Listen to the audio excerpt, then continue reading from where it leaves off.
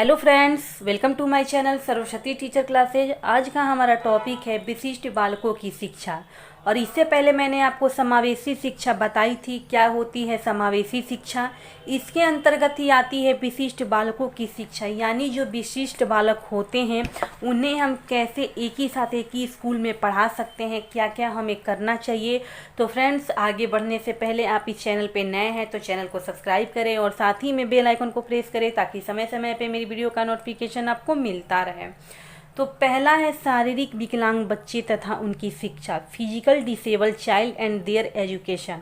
तो जो शारीरिक विकलांग बच्चे हो सकते हैं तो कौन कौन से हो सकते हैं, तो उनकी 4 श्रेणियां हैं।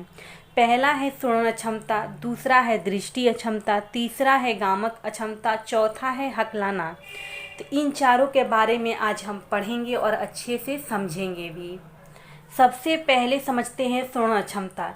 जो बच्चे सही से सुन नहीं पाते हैं या पूर्णतः सुन नहीं पाते हैं, उनको हम किस तरह से शिक्षा दें, किन बातों का हमें ध्यान रखना चाहिए। तो श्रवण क्षमता जो है वो 2 प्रकार की होती है। पहला है पूर्णतः बधिर, जो पूर्ण रूप से बधिर हो। ऐसे बच्चों का श्रवण यानी सुनना 90 अंश से या इससे अधिक डिसेबल स्तर का होता है। यानी ये जो बच्चे होते हैं सुनने की क्षमता में कमी आ जाती है, 90 या उससे अधिक स्तर का हो सकता है। ऐसे बच्चे श्रवण और यंत्र के बिना और श्रवण यंत्र लगाकर भी कुछ नहीं सुन पाते हैं। यानी कि ऐसे बच्चे क्या करते हैं कि सुन नहीं पाते हैं। अगर उन्हें आप श्रवण यंत्र भी यानी सुनने वाली जो मशीन होती है वो भी आप इन्हें दे दें तो ये अच्छे से सुन नहीं पाते हैं, क्योंकि ये पूर्ण रूप से ही सुनने में असफल होते हैं। दूसरा है हमारा अल्प श्रवण वाले बच्चे, यानी जो कम सुन लेते हैं। ऐसे बच्चों को ऊंचा सुनाई देता है। ऐसे बच्चे श्रवण यंत्र लगाकर सुन सकते हैं। यानी कि जो बच्चे होते हैं उनकी सुनने की शक्ति पूर्ण यानी पूरी तरह से क्षय नहीं होती है, पूरी तरह से नष्ट नहीं हुआ होता है, इसीलिए वो थोड़ा सुन लेते हैं। इनको श्रवण यंत्र दे तो वो सुन लेते हैं।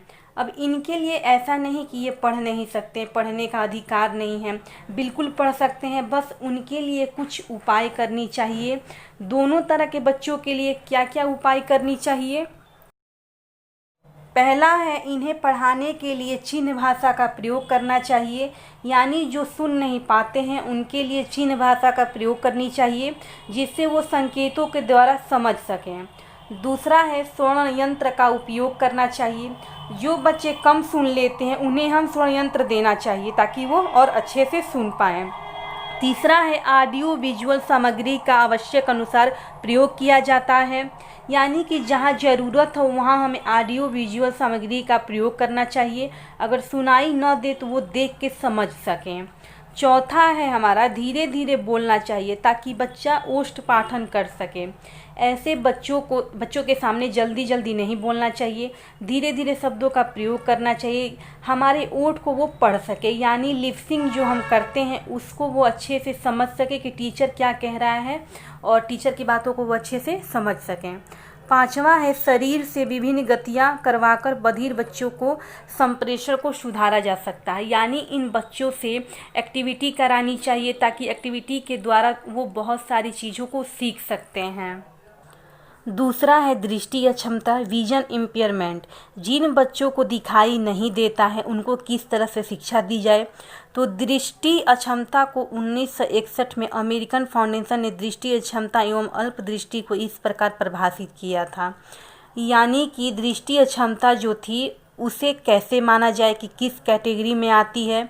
तो पहला है कि ऐसे बच्चे जिनकी दृष्टि समंजन क्षमता 20/2 स्नेल हो नेत्रहीन हैं। यानी ऐसे बच्चे जिनकी दृष्टि समंजन क्षमता 20/2 स्नेल हो वो पूर्णतः क्या है, नेत्रहीन ही समझे जाएंगे। ये बच्चे पूर्ण रूप से दृष्टिहीन होते हैं, यानी बिल्कुल भी ये देख नहीं पाते हैं। और दूसरा है कि ऐसे बच्चे जिनकी दृष्टि समंजन क्षमता 20/70 स्नेल तथा 20/2 स्नेल के बीच हो, इन्हें कम दिखाई देता है। यानी जिनकी देखने की पावर 20/70 और 20/200 के बीच हो, उन्हें हम क्या कहते हैं, पूर्णतः नेत्रहीन नहीं मानेंगे, क्योंकि उन्हें कम दिखाई देता, देख तो लेते हैं लेकिन उनको धुंधला दिखाई देता है, कम दिखाई देता है। तो ऐसे बच्चों को कैसी शिक्षा देनी चाहिए, जो कम नेत्रहीन हो और पूर्ण नेत्रहीन हो। तो इनके लिए जो शिक्षा है वो ऐसी है। पहला है, ब्रेल लिपि का प्रयोग करके इन्हें शिक्षा दी जाए। ऐसे बच्चों के लिए विशेष लिपि का प्रयोग किया जाता है जिसका नाम है ब्रेल लिपि। इसमें क्या होता है कि अक्षर बड़े और उभरे हुए होते हैं जिससे बच्चे छूकर समझ सकते हैं। दूसरा है, आंशिक दृष्टि वाले बच्चों को कक्षा में आगे बैठाना चाहिए। यानी जिन्हें कम दिखाई देता है या फिर धुंधला दिखाई देता है, उन्हें कक्षा में आगे बैठाना चाहिए, पीछे नहीं बैठाना चाहिए, ताकि वो आराम से देख सकें। तीसरा है कि बच्चों को पढ़ने के लिए मैग्नीफाइंग ग्लास दिया जा सकता है। इन बच्चों को हम क्या दे सकते हैं, तो मैग्नीफाइंग ग्लास, जिससे वो बड़ा बड़ा देख सकते हैं। चौथा है कि कक्षा में उचित रोशनी का प्रबंध हो। जब भी ये बच्चे पढ़ने बैठे, चाहे वो कक्षा हो या फिर घर हो, वहाँ रोशनी का अच्छा प्रबंध होना चाहिए ताकि उन्हें पढ़ने में कोई असुविधा ना हो। चौथा है, गामक अक्षमता, लिम्ब डिसेबिलिटी, यानी चलने से ये संबंधित है। कह रहा है कि गामक चलना क्षमता में जो शारीरिक क्षति होती है वह प्रायः कंकाल तंत्र से संबंधित होती है, जैसे स्नायु तांत्रिक क्षति, फिर मांसपेशियाँ एवं हड्डियों से संबंधित क्षति, जन्मजात विकृत पोलियो। यानी कि चलने में जो प्रॉब्लम होती है, हमारा कंकाल तंत्र, हमारी जो बोन्स होती हैं, उससे ये रिलेटेड होती हैं। पोलियो भी जो है इसी कैटेगरी में आता है। पोलियो में पैर अच्छे से डेवलप नहीं कर पाते हैं और उनसे चलने में प्रॉब्लम होती है। तो ऐसे बच्चों को शिक्षा कैसी देनी चाहिए, तो इसका शिक्षा का जो उपाय है वो कुछ इस तरह से है। पहला है, सभी बच्चों को एक साथ खेलने के लिए प्रोत्साहित करना चाहिए। ऐसा नहीं कि आप चल नहीं पा रहे हैं तो आप मत खेलो, ऐसे बच्चों को खेलने का मौका देना चाहिए। ऐसे बच्चों की मेंटल पावर जो होती है वो काफ़ी अधिक होती है, बहुत ही तेज़ दिमाग के बच्चे होते हैं, इसीलिए इन्हें मौका देना चाहिए। दूसरा है, इन्हें गामक प्रशिक्षण दिए जाने चाहिए। इन्हें चलने के लिए अच्छी शिक्षा देनी चाहिए, उनके लिए सुविधाएँ भी देनी चाहिए ताकि वो ठीक से चल पाएँ। चौथा है, हकलाना, इंग्लिश में इसे स्टटरिंग कहते हैं। इसमें बच्चा बोलते समय किसी शब्द के पहले अक्षर को बार बार दोहराता है, उसे शब्द को बोलने में कठिनाई होती है। यानी कि जो बच्चा होता है उसको बोलने में काफ़ी प्रॉब्लम होती है, वो बोलते समय कुछ शब्द के पहले अक्षर को बार बार रिपीट करता है।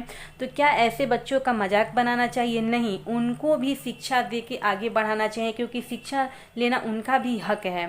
तो इनको भी किस तरह से शिक्षा देना चाहिए, तो पहला है कि इससे लंबे भाषण बुलवाने चाहिए। यानी ऐसे बच्चे से स्पीच बुलवानी चाहिए, उन्हें स्पीच देने का मौका देना चाहिए, ताकि वो जितना ज़्यादा बोलेंगे, बोलने की कोशिश करेंगे, तो उनकी कमी क्या होगी, दूर होगी। दूसरा है कि धीरे धीरे बोलने की प्रैक्टिस करानी चाहिए। धीरे धीरे बोलने की प्रैक्टिस कराने का मतलब ये नहीं कि उनको स्पीच नहीं करना चाहिए, उन्हें धीरे धीरे बोलना चाहिए, ताकि धीरे धीरे बोलेंगे तो वो सही बातों को बोलना सीख जाएंगे, शुद्ध शब्द वो बोलेंगे, इसलिए उन्हें धीरे धीरे बोलने की प्रैक्टिस करवानी चाहिए। तो फ्रेंड्स, आई होप कि आपको मेरी वीडियो अच्छी लगी हो, तो ज़्यादा से ज़्यादा शेयर और सब्सक्राइब करिए। तो मिलते हैं नेक्स्ट वीडियो में, तब तक के लिए थैंक यू सो मच।